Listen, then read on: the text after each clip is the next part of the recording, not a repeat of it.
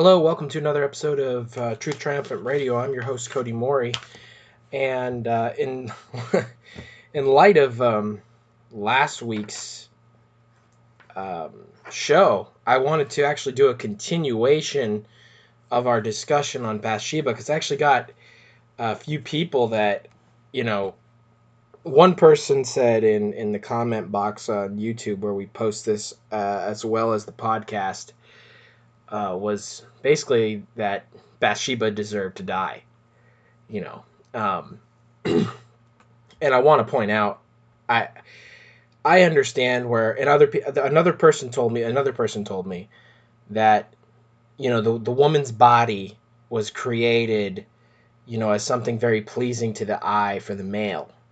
So when Bathsheba was bathing on the roof, she was essentially enticing King David into this horrible act, which eventually turned not only into adultery, but into murder and really shamed the entire kingdom and history of Israel right up into this very day. I mean, people still point the finger at David and say, see, this was a man after God's own heart, and look what he did.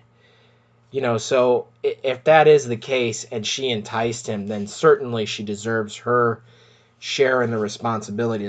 And I want to say that I understand where people are coming from who have the view that Bathsheba is equally or at least partially at fault in this whole situation between her, Uriah, and King David, because that was my view for a very long time. The problem with that is that when you actually read the Bible itself does not support that it was Bathsheba's fault somehow. You actually have to pull that out yourself. You're not going to find a single scripture verse passage in the Old Testament or in the New Testament that will say that Bathsheba was to blame, that she did something wrong, that what she did displeased the Lord. You won't find that verse, but you will find a plethora of verses that will say that in reaction to David and pointing at David. And the Bible really doesn't try to make itself politically correct in any way. So I don't think this is part of the revisionist history, as one person had said. I really think that if you look at just the scriptures themselves, you can see that the Bible is nowhere condemning Bathsheba for this whole altercation that occurred. And if you're a Seventh-day Adventist, as I am, and you read, and we're going to take a moment here to get some context, to read from Patriarchs and Prophets and read those passages again. If you believe the spirit of prophecy, then as you're reading through Patriarchs and Prophets and it's saying that David sinned against Bathsheba, you're caught between two, like a fork in the road, between two paths. Option number one is, I'm going to believe that no, David did not commit sin against Bathsheba and Uriah. He only committed sin against Uriah, and Bathsheba helped him. That's one way. But that would be a rejection of the spirit of prophecy. Now, that's totally your choice to do that.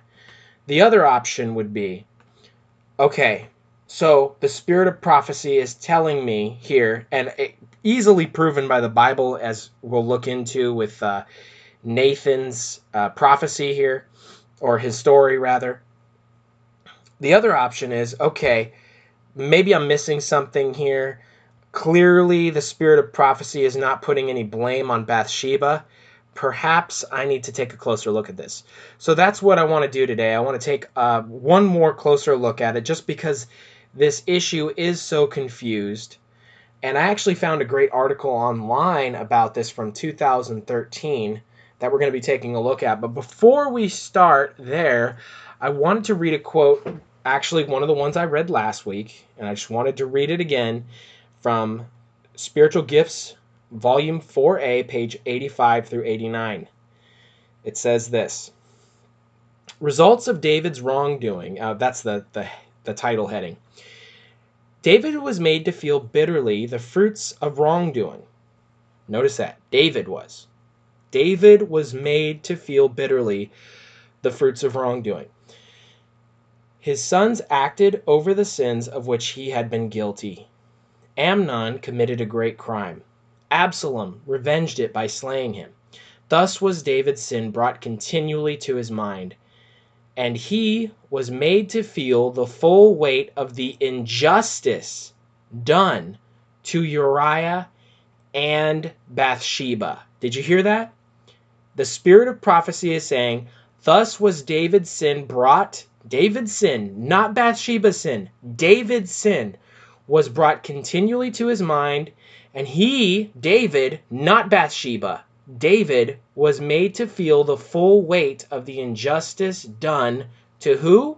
To Uriah and Bathsheba. See, you have two sides here that the spirit of prophecy is painting. You have a group that is the victim, and you have another group that is the oppressor. Okay? And David's camp is in this particular issue, he is the oppressor in this particular issue. Now we know he repented of this, and praise the Lord for that. But Bathsheba, where would she fall? According to the statement, which camp would she fall into? Well, the full weight of injustice done to Uriah and Bathsheba, she's in the same camp as Uriah, obviously. And was Uriah a victim or an oppressor? He was a victim. So if Bathsheba and Uriah are both in the victim camp, then perhaps we might want to take a closer look at this.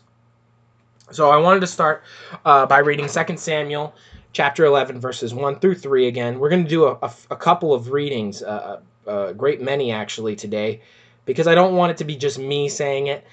I want us to take a look at Scripture and to see what it actually has to say on this issue. So verses 1 through 3, 2 Samuel chapter 11. It came to pass, after the year was expired, at the time when kings go forth to battle, that David sent Joab and his servants with him and all Israel, and they destroyed the children of Ammon and besieged Rabbah. But David tarried still at Jerusalem. Now there's your first problem right there. David was supposed to be out to battle, but he wasn't. Now, I had never noticed this before. I thought this was very interesting. You know, when you look at this stuff and you go, okay, you know, if she was bathing on the rooftop, you know, obviously in the sight of everybody, that is, you know, whether she's doing it, you know, in ignorance is bliss sort of thing, or whether she is doing it, you know, completely, you know, promiscuously. Either way, she seems to be at fault here. But I had never noticed this before. The Bible does not actually teach, if you read it from the King James Version or the Geneva Bible, which I have here with me also, it does not say that Bathsheba was bathing on the roof. It does not say that. That's one of the myths that's in this whole situation. Here, I'll read it to you. Verse 2. It came to pass at eventide that David arose from off his bed and walked upon the roof of the king's house. Who's on the roof? David's on the roof. He walked upon the roof of the king's house. It says, and from the roof he saw a woman washing herself. And the woman was very beautiful to look upon. So where does David see her from? The roof. So David's on the roof, and from that very same roof which David is on, he sees a woman washing herself. So he's peeping into somebody's home here. He's looking, he's a peeping Tom. I mean, at the end of the day, you know, we're all sinners. We're all saved by God's grace. And David was going through a time where he essentially turned away from that grace for a time. And his natural self, his natural fleshly carnal self came through, and as we've seen throughout the history of David, one of his issues was women. Essentially, David was a pervert. I mean, that was something he struggled with. Being a pervert, sexual sin, that's something he struggled with. So, what we're reading here, according to verse 2, it says, David arose from off his bed, I'll read it again, and walked upon the roof of the king's house, and from the roof he saw a woman washing herself. In other words, from the roof of the king's house, he saw a woman washing herself. It doesn't say that she was on the roof. Verse 3 says, David sent and inquired after the woman, and one said, Is this not Bathsheba, the daughter of Eliam, the wife of Uriah the Hittite? And if I read here from the Geneva Bible, verse 2, it says, And when it was evening tide, David arose out of his bed and walked upon the roof of the king's palace, and from the roof he saw a woman washing herself. So he's on the roof, not her. I found online an article by leepowers.com, September 5th, 2013, found very interesting. It says 5 reasons why Bathsheba wasn't on the roof. Number 1, David was on the roof. Bathsheba wasn't. And they basically tell you there to look at chapter 11, verse 2 of 2 Samuel. And you'll see that you can't find proof positive that Bathsheba was bathing on the roof. It only says that she was bathing. It says King David was on the roof. And from that roof that he was on, he was peeping into someone's home. Number 2, Bathsheba was conducting her monthly purification rites.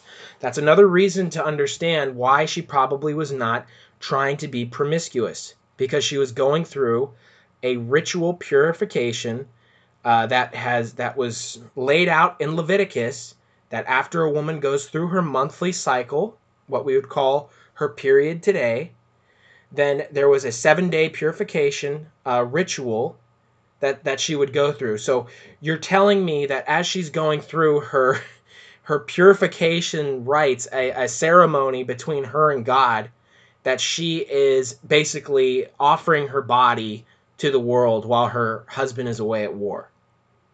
Not likely. Not likely. And you can read that chapter 11, verses 4 and 5. I'm going to read from the Geneva here, but it's almost identical in the King James. It says, And David sent messengers and took her away, and she came unto him, and he lay with her. Not she laid with him, he laid with her. Now she was purified from her uncleanness, and she returned unto her home. So her uncleanness, meaning the time of her monthly period. And verse 5 says, And the woman conceived, therefore she sent and told David, and said, I am with child. Now the Geneva Bible, for those of you who don't know, I have the really great version here that updated the language a little bit to modern language. This was the Bible before the King James Bible. It's done from the same manuscripts, and actually it was done by John Calvin and John Knox. They have commentary at the bottom throughout. It doesn't say whose commentary is whose, but this is commentary from people like Miles Coverdale, John Knox, John Calvin, and other Reformation scholars at the time. And in verse 5 it says, fearing, on the commentary, fearing lest she should be stoned according to the law. So the reason why Bathsheba contacted David was not because she was saying, okay, what are we going to do because we got to get Uriah out of the way. What she was saying is I'm going to be stoned to death. That's what the punishment for adultery is according to the law of Moses. Now, this is your sin, so what are we going to do about this, essentially? That's the idea that you're getting, not from the revisionist history, but from the reformers who were in the 16th and 17th centuries talking about this in their 1599 Geneva Bible. Now, point number 3, according to this article, it says, the Bible usually doesn't mince words. When Potiphar's wife attempted to seduce Joseph The Bible makes it perfectly clear. Now Joseph was well built and handsome, and after a while his master's wife took notice of Joseph and said, "Come to bed with me," from Genesis chapter 39, verses 6 through 7. No ambiguity there. It also makes it clear when Lot's daughters got their father drunk so they could sleep with him in order to carry on their family line. Genesis chapter 20, verse 30 through 38. When Tamar dressed as a prostitute and sat on the side of the road to force her father-in-law to fulfill her rights under the Levite law, the Bible doesn't leave any doubt about what she was doing. Genesis chapter 38, 13 through 19. If Bathsheba had deliberately been trying to entice David, the text would have said so. And I agree. Number 4, David takes the initiative throughout the encounter. David clearly plays the active role in the story. He saw Bathsheba. He sent someone to find out about her. He sent messengers to get her. He slept with her, or he laid with her. She is treated almost as an object. The king sees her, wants her, sends for her, and takes her. David's lusts and powers are the driving force of the entire story. And I want to point out that this chapter ends with verse 27, which says this. Verse 27 of 2 Samuel chapter 11. So when the morning was past, David sent and took her into his house, and she became his wife. This is after Uriah is dead, and bare him a son. But the thing that David had done displeased the Lord. You see who the blame's getting put on? David. According to that verse, it says, but the thing that David and Bathsheba had done displeased. No, it doesn't say that. It says, but the thing that David had done displeased the Lord. Now, the fifth reason, and this is the reason I brought up last time.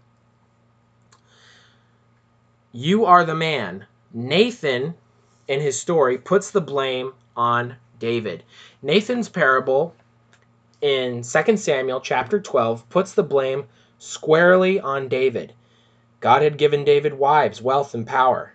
Yet this was not enough. David desired and took another man's wife for his own, then murdered Uriah to cover up his own sin.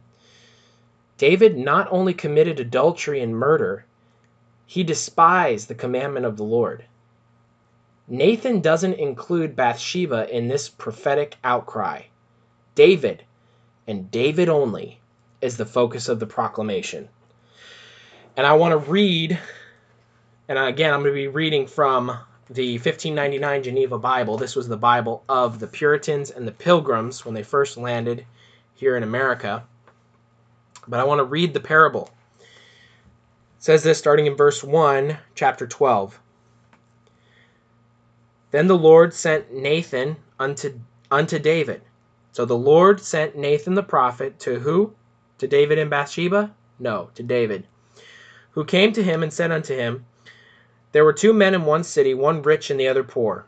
The rich man had exceedingly many sheep and oxen, but the poor had none at all, save one little sheep, which had been bought and nourished up. And it grew up with him, and with his children also, and it did eat of his own morsels, and drank of his own cup, and slept in his bosom, and it was unto him his daughter. Now there came a stranger unto the rich man, who refused to take of his own sheep, and of his own oxen to dress for the stranger that had come in unto him, but took the poor man's sheep, and dressed it for the man that was come to him. Then David was exceedingly wroth with the man, and said to Nathan, as the Lord liveth, the man that had done this thing shall surely die, and he shall restore the lamb fourfold, because he did this thing, and had no pity thereof. Then Nathan said to David, thou art the man. Thus saith the Lord God of Israel, I anointed thee king over Israel, and delivered thee out of the hand of Saul, and gave thee thy Lord's house and thy Lord's wives unto thy bosom, and gave thee the house of Israel and of Judah, and would moreover, if it had been too little, would have given thee such and such things. Wherefore thou hast despised the commandment of the Lord to do evil in his sight. Thou hast killed Uriah the Hittite with the sword, and hast taken his wife to be thy wife, and hast slain him with the sword of the children of Ammon. Now therefore the sword shall never depart from thine house, because thou hast despised me, and hast taken the wife of Uriah the Hittite to be thy wife. Thus saith the Lord, Behold, I will raise up evil against thee out of thine own house, and will take thy wives before thine eyes, and give them to thy neighbor, and he shall lie with thy wives in the sight of his sin.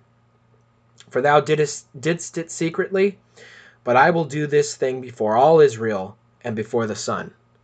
So essentially, what's being said there is Uriah had this one lamb. That's all he had.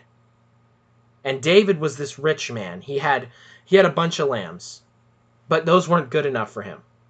He had ox, sheep, cattle, he had everything. But this one ewe lamb, whom Uriah loved, who was Bathsheba, David took it.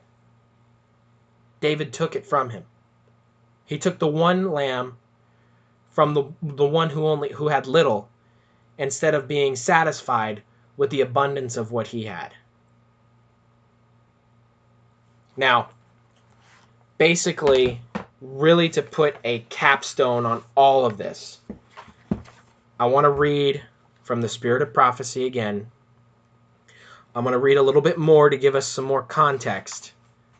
But notice who the Spirit of Prophecy is placing the blame on every single turn, every single time. And again, as we've seen, that example number 3, that the Bible doesn't mince words. You don't see this same thing going on throughout even Mary Magdalene. You know, she was about to get stoned to death, and Jesus stopped it all when he said, "He who has sinned, cast the first stone." He who is without sin, cast the first stone. And then he says to her, he looks at her and he says to her, Has anyone left condemned you? And she said, "No, my Lord." And he says, "Neither have I condemned you. Go and sin no more." He acknowledges that what she was doing as a prostitute was sinful. And when you look at all those other stories, when you look at Potiphar's wife, when you look at what Tamar was doing, when you look at what Lot's daughters did, you see the Bible clearly tells you the intention of those women. It tells you their intention. It tells you their heart. It tells you what they were thinking. It never does this in the story with David and Bathsheba. It never says Bathsheba wanted this to happen. Bathsheba planned this to happen. The Lord was displeased with Bathsheba. Never says that. What it does say is that David, according to the Spirit of Prophecy, David sinned and did a great injustice to Uriah and Bathsheba. The parable points to David and David alone. It shows Uriah and Bathsheba as the victims in that parable. And now, as I read this from Patriarchs and Prophets, I think it'll put everything into clear context for us all. Pages 717 through 721, in different areas. There's some parts that I actually skip over, so if you look through there, but it's in between those pages.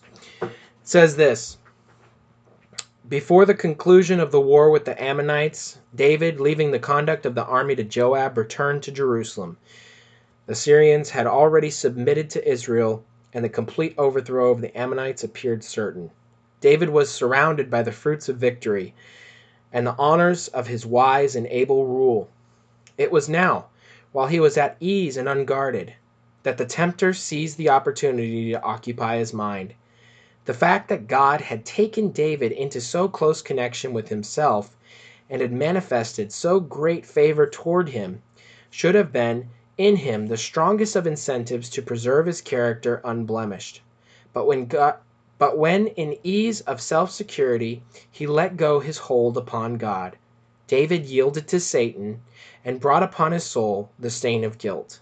He, the heaven-sent appointed leader of the nation, chosen by God to execute his law, himself trampled upon its precepts.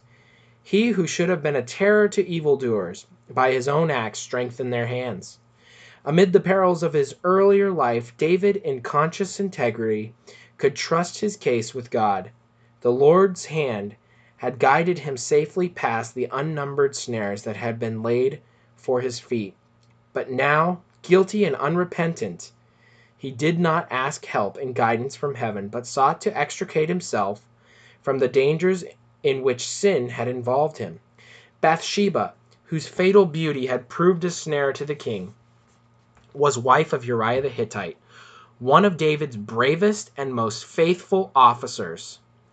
None could foresee what would be the result should the crime become known. The law of God pronounced the adulterer guilty of death, and the proud-spirited soldier, so shamefully wronged, might avenge himself by taking the life of the king or by exciting the nation to revolt. You see, David deserved death, not Bathsheba.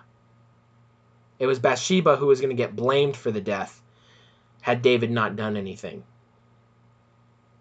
That's why she contacted him to begin with. If she thought that he was going to murder her husband, she never would have contacted him. I don't think.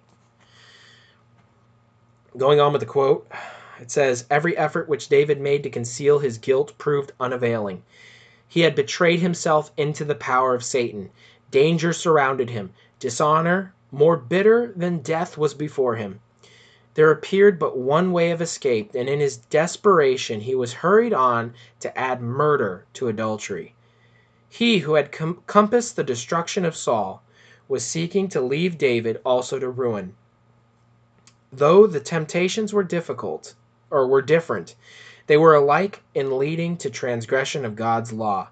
David reasoned that if Uriah was slain by the hand of enemies in battle, the guilt of his death could not be traced to the king. Bathsheba would be free to become David's wife, suspicion could be averted, and the royal honor would be maintained." And this is sick the way this all went down. Because listen to this. Uriah was made the bearer of his own death warrant. A letter sent by his hand to Joab from the king commanded, "Set ye Uriah in the forefront of the hottest battle, and retire ye from him, that he may be smitten and die." Joab, already stained with the guilt of one wanton murder, did not hesitate to obey the king's instructions, and Uriah fell by the sword of the children of Ammon. And skipping down, after Uriah was dead, Bathsheba observed the customary days of mourning for her husband. At their close, David sent and fetched her to his house, and she became his wife. It doesn't say that she knocked down his door to come in. It says David sent and fetched her. That's the Bible. That's what the Bible records. Because they're quoting the Bible right there. Going on, it says, "He whose tender conscience and high sense of honor would not permit him, even when in peril of his life, to put forth his hand against the Lord's anointed, had so fallen that he could wrong and murder one of his most faithful and most valiant soldiers, and hope to enjoy undisturbed the reward of his sin. Alas, how had the fine gold become dim? How had the most fine gold changed? From the beginning, Satan has portrayed to men the gains to be won by transgression.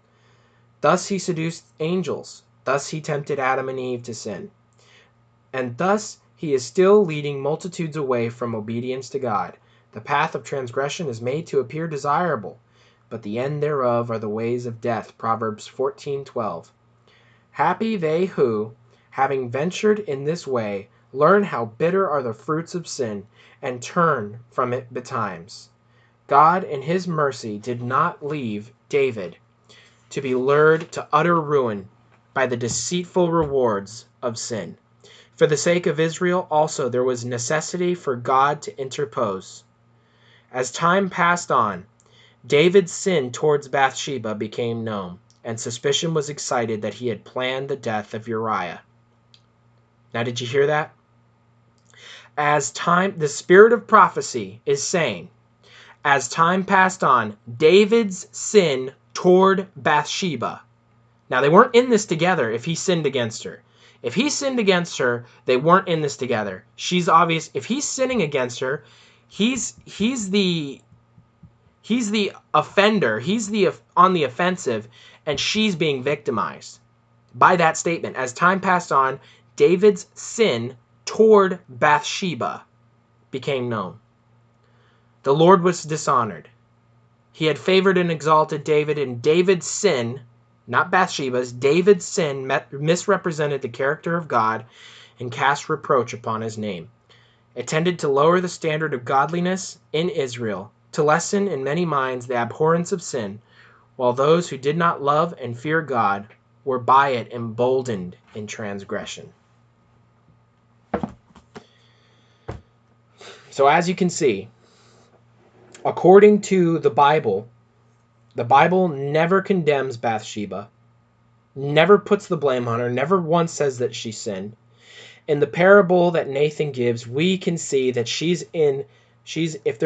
if there's camps, if there's parties here of this whole situation, she's in the victim's party. She's in the victim's camp, while David is in the oppressor's camp.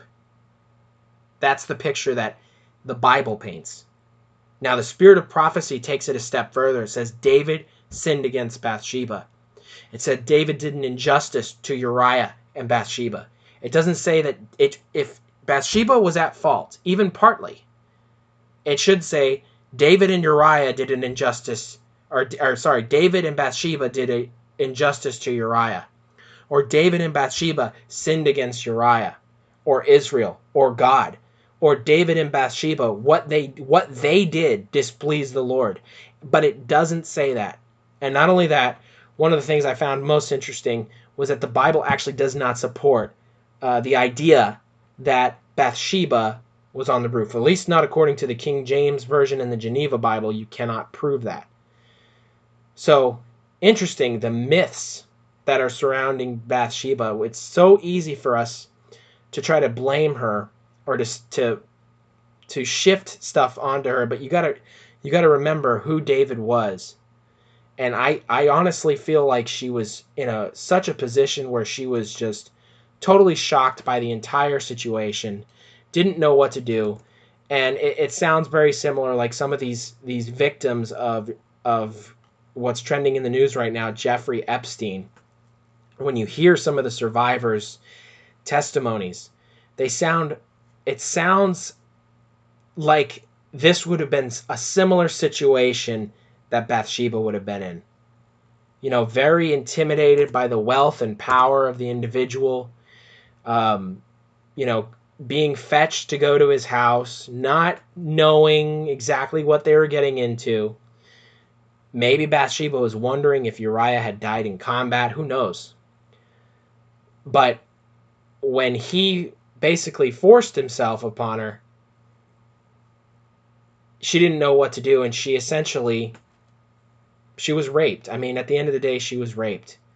And then she lost her husband for it. And then she lost her child. And then, people tried to use her again later. Adonijah tried to use her and to commit treason later on. And we've looked at that before, and we talked a lot about this in the last episode.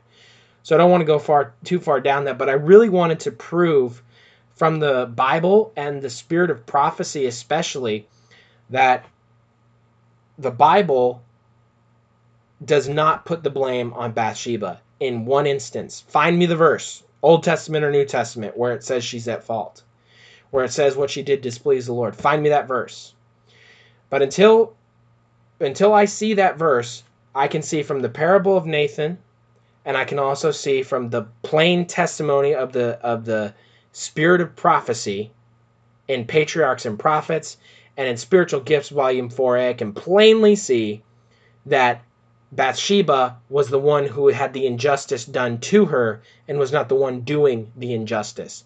That's according to the inspiration of the Holy Spirit. And at the end of the day, my conscience is captive to that, and I pray that yours is as well. So that's going to do it for our show today. We're just about out of time. Please catch us next time here on Truth Triumphant Radio. I've been your host, Kody Morey, and we look forward to next time. God bless.